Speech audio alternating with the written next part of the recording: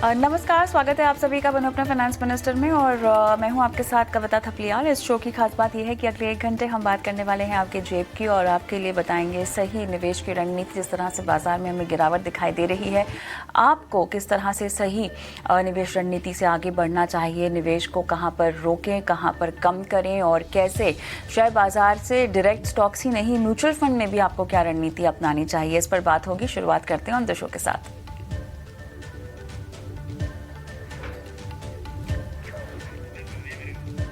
बाजार में गिरावट, निवेशकों में घबराहट, क्या करें? इक्विटी निवेशक बाजार में जोखिम कैसे कम करें, पोर्टफोलियो में कैसे संतुलन आपको बनाकर रखना चाहिए, जानेंगे हमारे एक्सपर्ट से शो में आगे।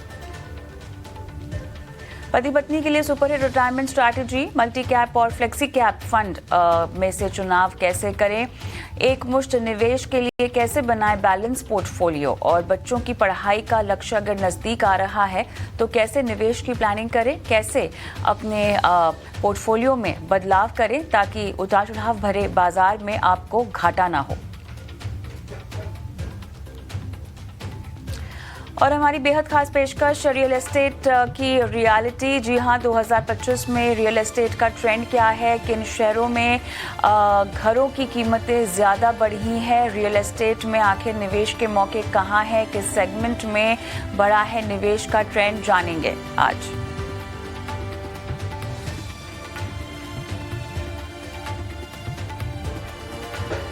साथ ही आपको बताएंगे कैसे बना सकते हैं आप एक निवेश पोर्टफोलियो। और फाइनेंशियल प्लानिंग से जुड़ा कोई भी सवाल अगर आपको हमसे पूछना है तो अपने सवाल आप हमें व्हाट्सएप कर सकते हैं, नंबर आपकी स्क्रीन पे फ्लैश हो रहा है।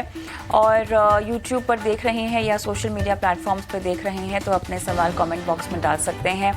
यूट्यूब पर डालिएगा और कमेंट बॉक्स पे अपने सवाल विस्तार से आप हमसे पूछ सकते हैं, हम आपके सभी सवालों को शो में शामिल करेंगे लाइव।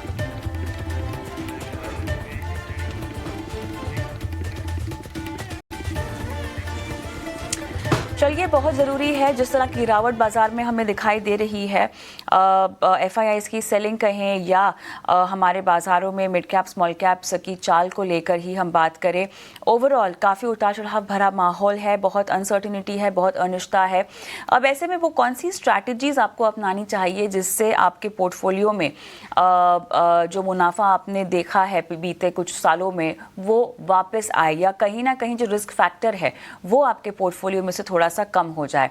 जानते हैं, मेरे साथ Shweta Rajani, head mutual fund अनराठी wealth, जुड़ गई हैं। और श्वेता, आपका बहुत बहुत स्वागत है। अगर आज की ही अगर बात कर लें हम तो लगभग जो ब्लड बाथ हमने बाज़ार में देखा है, लगभग 40 लाख करोड़ फरवरी में ही जो है सेंसेक्स के लिहाज से अगर हम देखें तो यहाँ पर गायब हो चुके हैं।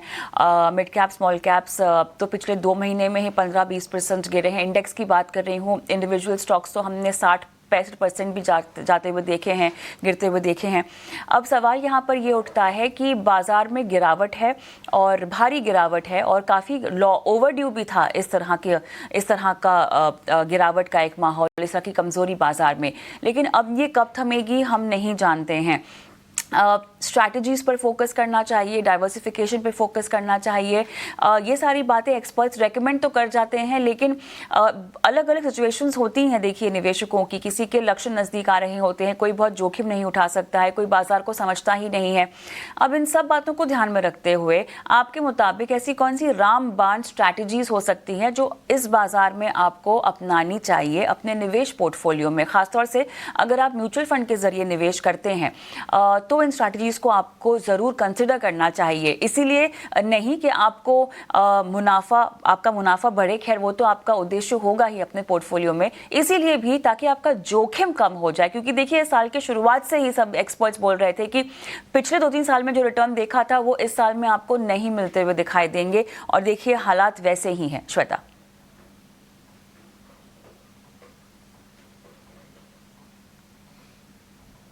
हेलो, सॉरी जी जी कविता जी, जैसे आपने कहा ये आज हम पिछले कुछ हफ्तों से देख रहे हैं कि मार्केट में काफी गिरावट हो रही है। और आमतौर पर कोई अगर एक नया निवेशक होगा या जिसे ज्यादा एक्सपीरियंस नहीं होगा वो जरूर घबरा जाएगा। तो सबसे पहले तो मैं कहना चाहूंगी कि देखिए, आज के लेवल पे अगर हम देख रहे हैं तो हमने पीक लेवल जो हमने देखी थी सितंबर के आसपास, वहां से लेके अब तक करीबन लार्ज कैप में एक 15% की गिरावट देखी है। स्मॉल मिड कैप की बात करें तो इंडेक्स लेवल पे 20% की है।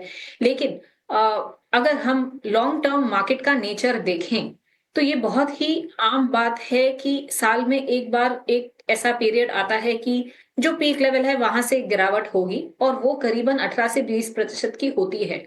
अगर हम हिस्ट्री में देखें तो हर साल किसी ना किसी कारण से, जिस साल मार्केट ने 70% भी रिटर्न दिया होगा, उस साल भी एक फेज तो ऐसा आया होगा, एक गिरावट का, एक एक्सेसिव वॉलिटिलिटी का फेज जिसे हम कहेंगे। और एक और कुछ आंकड़े आपको बताती हूँ कि जब ये गिरावट होती है तो हमने ये भी देखा है कि 8 से 9 महीने में मार्केट में ये रिकवरी आ जाती है। तो इसीलिए मैं कहूंगी कि सबसे पहले तो जब आप वॉलिटिलिटी देखें तो किसी भी निवेशक को घबराना नहीं चाहिए, और ऐसे ना करें कि आप कोई एक पैनिक डिसीजन ले लें। अब आती हूँ दूसरे बात पे कि क्या रणनीति आप अप्लाई कर सकते हैं इसे, इस वॉलिटिलिटी के फेज को अच्छे से एक नेविगेट करने के लिए। तो वैसे तो काफी सारी चीजें होती है, लेकिन 3-4 बहुत जरूरी चीजें जो किसी को भी अपने पोर्टफोलियो के लिए अपनानी चाहिए। सबसे पहले, 100% इक्विटी आप पोर्टफोलियो ना रखें। एसेट एलोकेशन अपने पोर्टफोलियो में होना बहुत जरूरी है। एक उदाहरण देती हूँ, समझ लीजिए किसी का 100% इक्विटी में है और मार्केट में 25% की गिरावट आ गई, तो आपका पोर्टफोलियो 100 से 75 पे चला गया। अब वही अगर आपके पास 80% इक्विटी था और 20% डेट था, तो आप करीबन एक आपकी जो क्लोजिंग वैल्यू आएगी, बिकॉज डेट तो आपको 7% के आसपास से ग्रो करेगा, इक्विटी गिरा होगा 25% से, सो शायद पोर्टफोलियो की वैल्यू पूरी कहीं ना कहीं जाके 80 या 82 की हो जाएगी। तो एसेट एलोकेशन मेंटेन करना हर समय में बहुत जरूरी है। दूसरी, अब मार्केट कैप की डाइवर्सिफिकेशन होना जी। बहुत जरूरी हो जाता है पोर्टफोलियो में। जी। तो श्वेता, क्योंकि दूसरी ये स्ट्रेटेजी। डाइवर्सिफिकेशन हमारा पहला मुद्दा जो आपने समझाया यहाँ पर, अब देखिए उसमें अलग अलग तरह के एसेट क्लासेस हैं जिसमें आप निवेश कर सकते हैं, लेकिन रियल एस्टेट है, सोना चांदी है, अब इनकी भी तो कीमतें तो बढ़ी हुई हैं। सोने चांदी की भी हम देख रहे हैं रिकॉर्ड स्तर पर फिलहाल कारोबार भी हो रहा है, रियल एस्टेट में भी हम देख रहे हैं। अब रियल एस्टेट में निवेश करने का आपके लिए कौन सा सही जरिया होगा, या आप कह रही हैं कि इस तरह के डाइवर्सिफिकेशन के लिए आप या तो कोई हाइब्रिड कैटेगरी का मल्टी एसेट एलोकेशन फंड ले लीजिए, या खुद ही रिजिक कीजिए अपने निवेश को large cap, mid cap, small caps में। ये कैसे कोई करे? डाइवर्सिफिकेशन मोटे तौर पे समझ में आ जाता है, लेकिन जब उसको लागू करना पड़े अपने पोर्टफोलियो में, तो मैं कैसे जानूं कि मैं कहाँ ओवरवेट हूँ, कहाँ मैं अंडर हूँ, और कहाँ मुझे डाइवर्सिफाई करना चाहिए और कैसे करना चाहिए? जी, हाँ, ये बहुत ज़रूरी है। हम बोल तो देते हैं कि डाइवर्सिफ़िकेशन ज़रूरी है, अब आप करें कैसे? देखिए, जैसे एसेट क्लासेस है, तो 4 एसेट क्लासेस हैं। अब इसमें मैं रियल एस्टेट को फ़िलहाल हटा दूँगी यहाँ पे, बिकॉज़ वो एक फ़िज़िकल एसेट है। उसे उसमें लिक्विडिटी का एक कंसर्न आपको हमेशा रहेगा कि जिस समय आपके पास आपको पैसे चाहिए, क्या आप उसे इमीडिएटली लिक्विडेट कर पाएँगे? तो आमतौर पे आपके जो रियल एस्टेट के ऑप्शंस होते हैं, चाहे वो फ़िज़िकल रियल एस्टेट हो, रीट्स हो, इनविट्स हो, वहाँ लिक्विडिटी इतनी अच्छी या इतनी जल्दी नहीं होगी जितनी आपको शायद इक्विटी, डेट या गोल्ड, सिल्वर में मिल जाएगी। तो इसीलिए उस एसेट क्लास को हटा के मैं कहूंगी ये 3 जो एसेट क्लासेस हैं उसमें से आप एक रेशियो डिसाइड करके इंडिविजुअली इनमें आप अगर 5 से 10% की गोल्ड रख रहे हैं तो गोल्ड ईटीएफ लें। वो सबसे ज्यादा लिक्विड होता है, सबसे कम कॉस्ट में मिलता है, सबसे ज्यादा टैक्स एफिशिएंट है। उसी तरह से डेट में आपके पास आर्बिट्राज फंड या टारगेट मैच्योरिटी फंड है। तो मल्टी एसेट या एक बैलेंस एडवांटेज लेने की जगह पे आप इंडिविजुअली डिसाइड करें कि आपके लिए कौन सी एसेट एलोकेशन सही है। हो सकता है आपके पास 10 साल का समय है, तो आप शायद 70% इक्विटी, 15% डेट, 15% का गोल्ड चाहते हो। तो इंडिविजुअली उसे आप अपने रिस्क के हिसाब से वैसे ही तरह के इक्विटी फंड्स या डेट फंड्स या गोल्ड ईटीएफ मैं कहूंगी, आप उसका एक मिश्रण बना के अपना पोर्टफोलियो कंस्ट्रक्ट करें। अब दूसरी मैं आती हूँ मार्केट कैप के फंड्स। जैसे मैंने कहा, लार्ज मिड स्मॉल की एलोकेशन होना भी जरूरी बहुत होता है, क्योंकि आज के समय में अब हो सकता है पिछले 2 साल के स्मॉल कैप के रिटर्न देके काफी पोर्टफोलियो में निवेशकों ने भारी तौर से मिड और स्मॉल कैप ऐड कर लिया होगा। लेकिन ये एक रीसेंसी बायस जिसे हम कहते हैं वो आपके पोर्टफोलियो पे ना इम्पैक्ट होने दें। तो एक बैलेंस हर बार 50 से 60% का लार्ज कैप आपके पोर्टफोलियो में होना, और बाकी चाहे तो बहुत सिंपली इक्वली ही मिड स्मॉल एलोकेशन आप कर लें और उसे हर साल तो देखें कि कैसे उसे मेंटेन करें। तो और श्वेता, फिर इसके लिए फिर हमें एक फ्लेक्सी कैप ले लेना चाहिए, क्योंकि अगर आपके पास इंडिविजुअल लार्ज कैप है, इंडिविजुअल मिड कैप है और इंडिविजुअल स्मॉल कैप है, तो बदलाव कैसे किया जाए? जिनके पास फ्लेक्सी कैप है, अधिकतर फ्लेक्सी कैप तो लार्ज कैप बायस्ड हैं, तो वो तो एक बार चल जाएगा आपका। लेकिन अगर आपके पास प्योर लार्ज कैप है, प्योर मिड कैप और स्मॉल कैप है, तो उसमें अपने प्रॉफिट को बुक करके सारा पैसा जो है और नया पैसा भी जो है वो लार्ज कैप में लगाएं। क्या ऐसा करना होगा? नहीं, तो देखिए, सबसे पहले तो हर फंड का आपके पास एक मार्केट कैप स्प्लिट वो फैक्ट शीट से आपको मिल सकता है। तो अगर आपके पास 5 फंड है, तो 5 फंड मिला के आप समझ लें आपके पास लार्ज मिड स्मॉल की एलोकेशन कितनी है। क्योंकि एक मिड कैप फंड में भी अगर आप देखेंगे तो हो सकता है वहां 10 से 15% का लार्ज कैप एक्सपोजर आपको मिल रहा है। स्मॉल कैप फंड में भी कोई फंड मैनेजर 5 से 10% का लार्ज कैप, थोड़ा बहुत मिड कैप रखता है। तो इसीलिए प्योर लार्ज मिड स्मॉल आप रखें।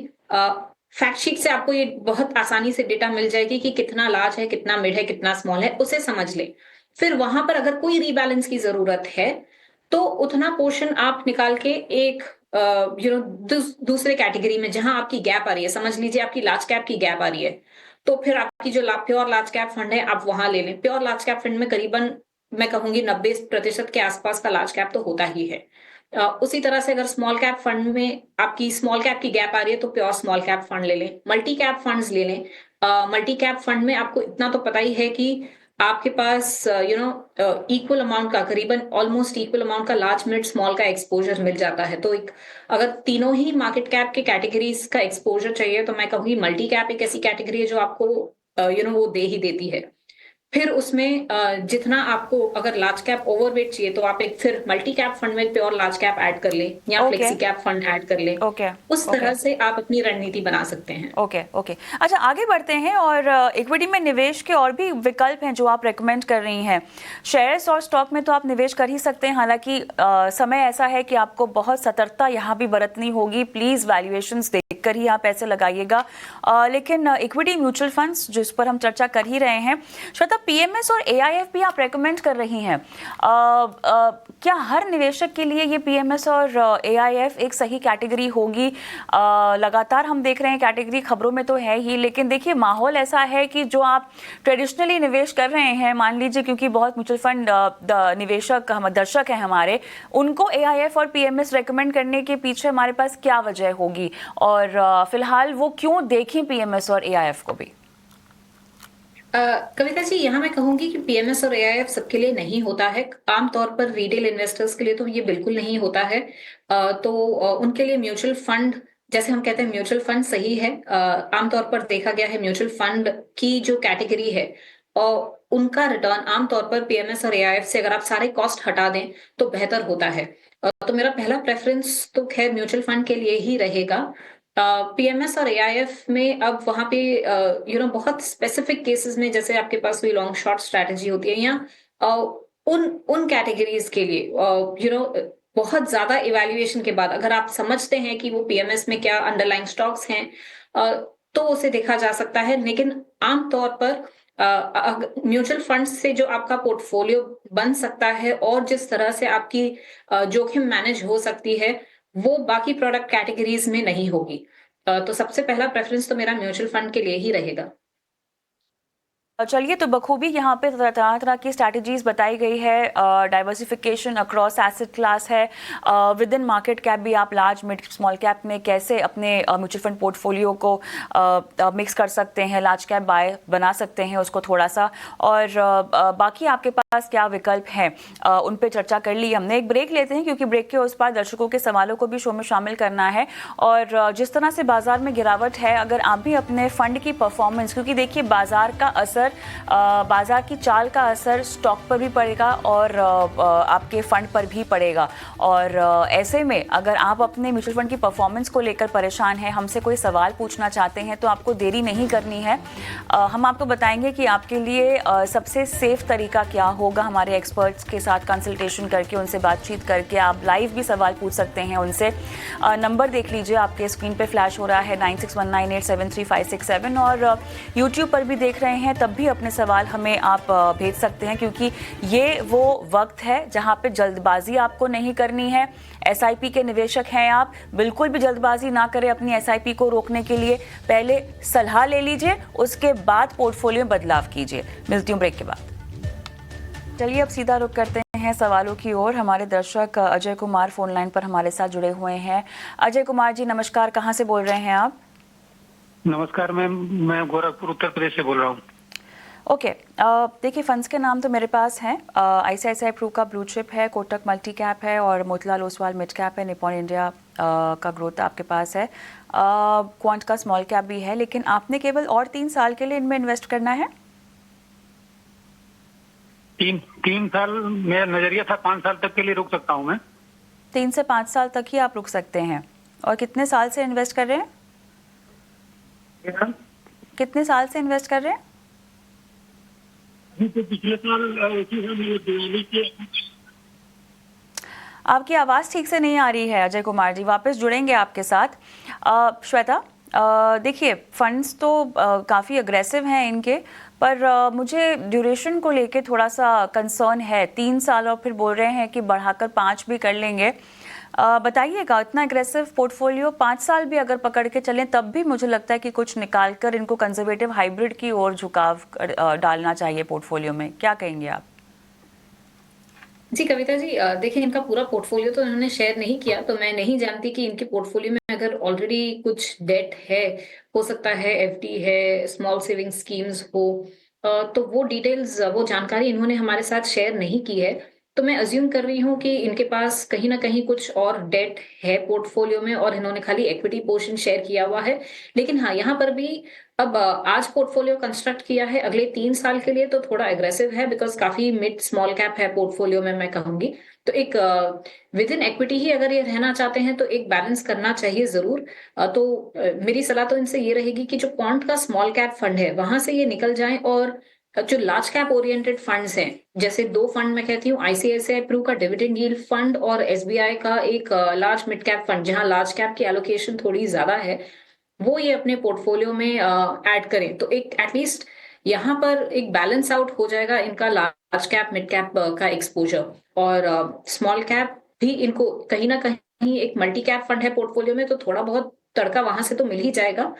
लेकिन हाँ, थोड़ा बैलेंस आउट करने की जरूरत है पोर्टफोलियो में। अजय कुमार जी, आप क्या फोन लाइन पर है मेरे साथ? चलिए शायद नहीं है, तो जितना आपने उनको सलाह दी उम्मीद करते हैं कि वो सुन पाए हों।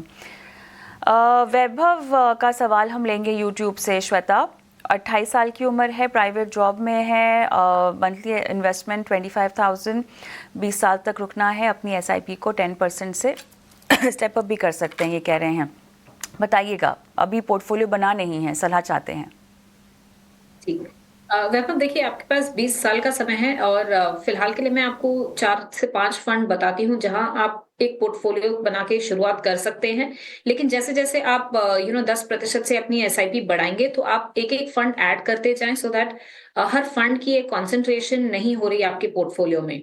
अब लंबा समय है आपके पास, तो कुछ flexi cap multi cap funds आप जरूर ऐड कर सकते हैं। यहाँ पर आप एक पोर्टफोलियो कैनरा रुपए को multi cap fund, HDFC flexi cap fund, Kotak emerging, SBI Contra और डीएसपी इक्विटी अपॉर्चुनिटीज, ये 5 फंड से अपनी पोर्टफोलियो की शुरुआत कर लें।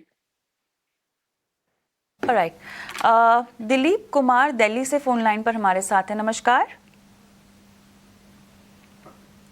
मैम, मेरा वो एक्चुअली वाइफ का है, वो जो भेजे हैं हम। अच्छा, आपकी वाइफ का पोर्टफोलियो है? चलिए, जी मैम। तो हमारी एक पेशकश है विमेंस वेडनेसडे, उसमें हम महिलाओं के निवेश पोर्टफोलियो के सवाल लेते हैं। अक्सर वहाँ ऐसा होता है कि पोर्टफोलियो पति का होता है और वो पत्नी के नाम से भेज देते हैं। ये पोर्टफोलियो आपकी वाइफ का है और आपने अपने नाम नहीं से मैम, भेजा है। मेरा भी है, उसके नीचे मैं अपना जी। भी डाला हूँ। जी, आपने भी डाला हुआ है अपना। तो सर, सवाल तो मेरे पास है और हमारी एक्सपर्ट के पास भी है। कुछ आपको और ऐड करना है इसमें? फिलहाल तो नहीं है मैम, इसी के बारे में जानना है। ये तो पूरा बाजार ही डाउन चल रहा है। हाँ बिल्कुल, लेकिन आपका नजरिया तो लंबा है ना? जी मैम, लंबा है। हाँ, एक्चुअली तो मैं उसमें 2-3 साल से कर रहे हैं, हाँ हाँ। तो इसमें ज्यादा हमारे पास शेयर है, इसलिए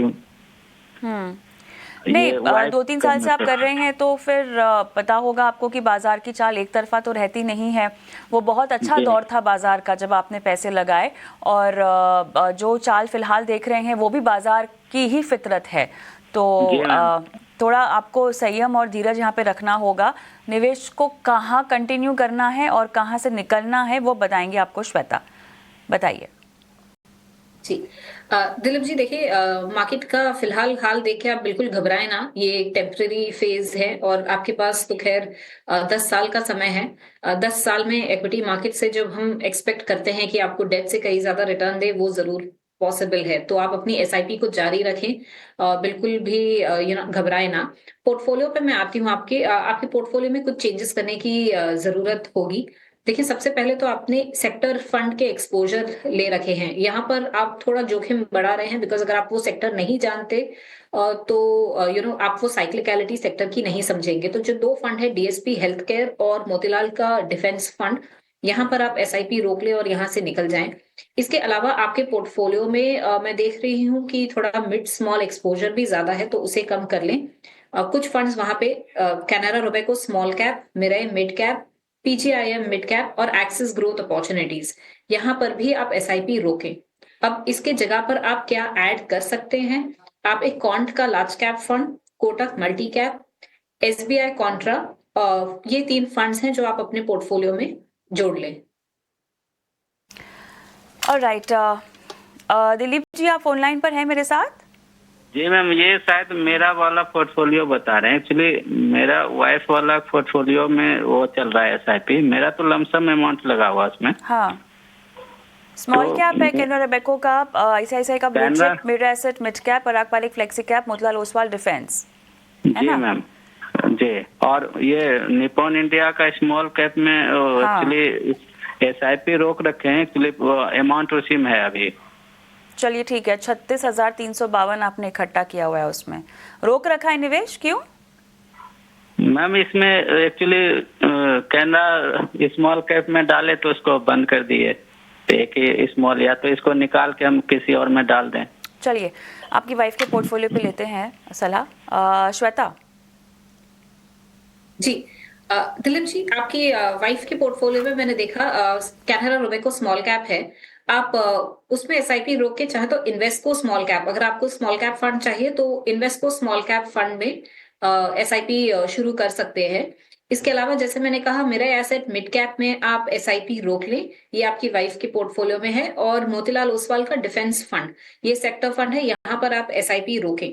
इसके जगह पे मैंने आपसे कहा कोटक का मल्टी कैप और एसबीआई कॉन्ट्रा फंड आप ऐड कर सकते हैं।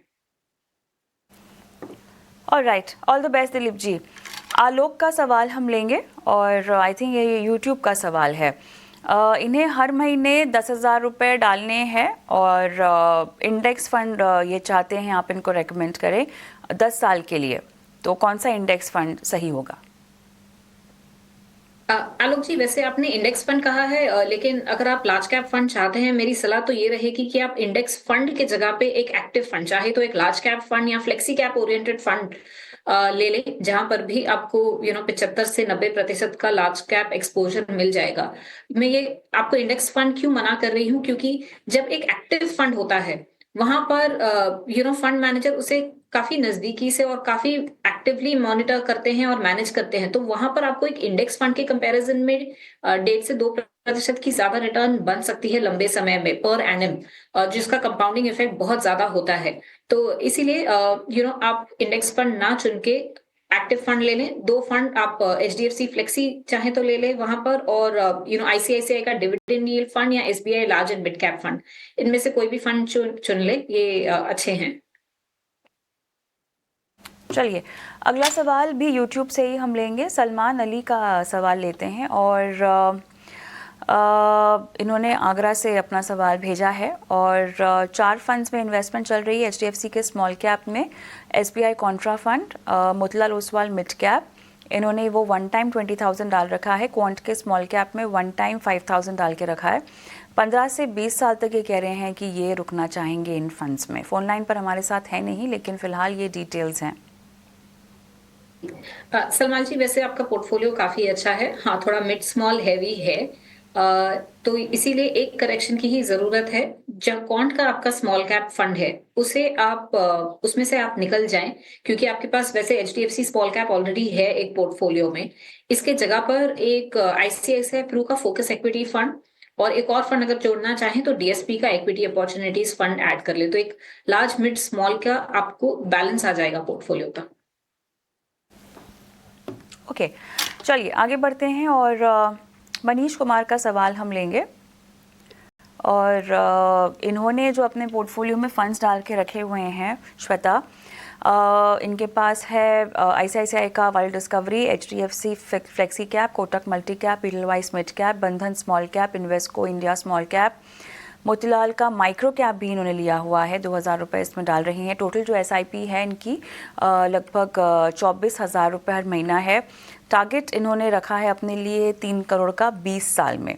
और इनकी वाइफ का भी एक पोर्टफोलियो है, मैं डिटेल्स पढ़ देती हूँ। पराग पारेख का फ्लेक्सी कैप है, Motilal Oswal mid cap, HDFC mid cap, Tata का स्मॉल कैप है, मोतीलाल ओसवाल स्मॉल कैप भी है। टोटल 11,000 रुपये और इस पोर्टफोलियो का टारगेट है 60 लाख। ड्यूरेशन इसमें है 12 साल की और 2 बेटियां हैं। दोनों बेटियों की पढ़ाई लिखाई और शादी को लेकर इन्होंने जो है सवाल ये प्लानिंग कर रखी है।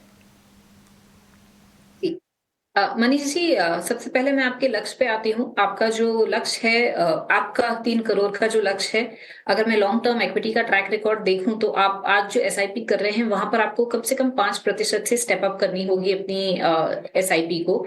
और आपकी वाइफ के पोर्टफोलियो का जो लक्ष्य है 60 लाख के करीब आपको पहुंचना है, उसके लिए कम से कम 10% से आपको हर साल की स्टेप अप करनी होगी। दूसरी एक चीज ध्यान में रखें, क्योंकि आपने कहा है बच्चों की पढ़ाई और मैरिज के लिए ये आपका लक्ष्य है, तो महंगाई को जरूर ध्यान में रखना। क्योंकि अगर आपको लग रहा है आज के दिन पर पढ़ाई के लिए आपके पास 50 लाख होने चाहिए, तो वही चीज 10 साल बाद महंगाई में ध्यान में रखते हुए आपको शायद 90 लाख से 1 करोड़ के आसपास की जरूरत पड़ सकती है। तो ये 2 चीजें थी आपके लक्ष्य के लिए। पोर्टफोलियो पे मैं आती हूँ। यहाँ पर भी मैं देख रही हूँ कविता जी की बहुत मिड स्मॉल हैवी पोर्टफोलियो है,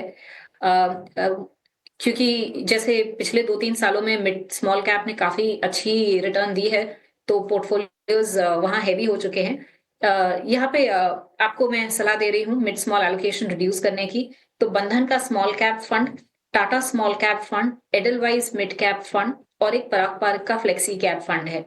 इन 4 फंड्स में से आपके और आपकी वाइफ के पोर्टफोलियो में मिला के आप एसआईपी रोक लें और इसके जगह पर एचडीएफसी का डिविडेंड यील्ड फंड और एसबीआई का large and mid cap fund, 2 funds आप ऐड कर लें। आप दोनों के ही पोर्टफोलियो में ये दोनों स्कीम्स आप ऐड कर सकते हैं।